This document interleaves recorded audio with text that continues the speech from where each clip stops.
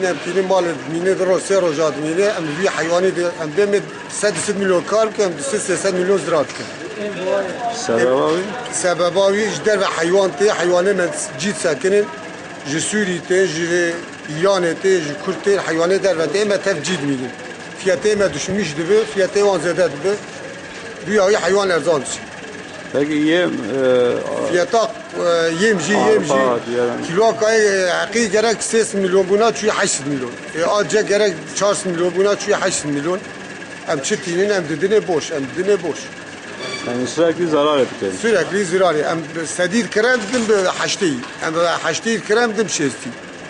Peki kazan hükümet çıpkadı bir konuda. Hem fazla bir konuyu düzeltmiş ki fiyat farkı indirmiş ki onunki hayvan fiyatı normal ve fiyatı goş normal ve peki hafta düzeltmiş ki böyle çağı belki hepki düzeltmiş.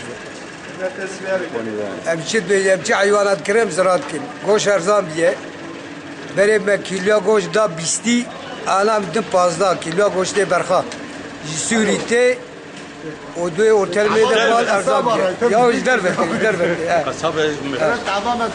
O en babiye kilo jet şey 800 banoti akay 800 banot.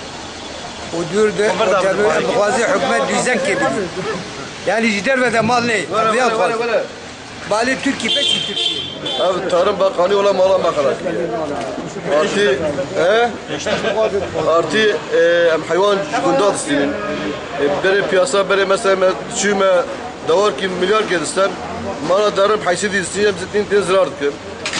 O en bahaya artı ben şey değildi. Mala kilo goş maniye 18 milyon beri ben 8 milyon hatta.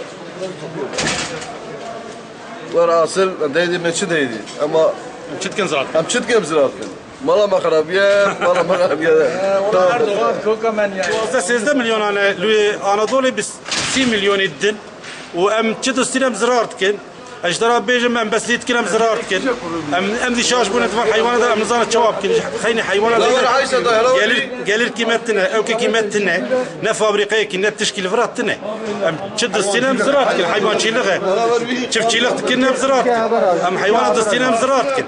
Em çit kinem ziraat ken. Zeydet ايش كي مديتنا ام بوشي دانا حيوان كي دستينا ام زرات كلام خويت كلام زرات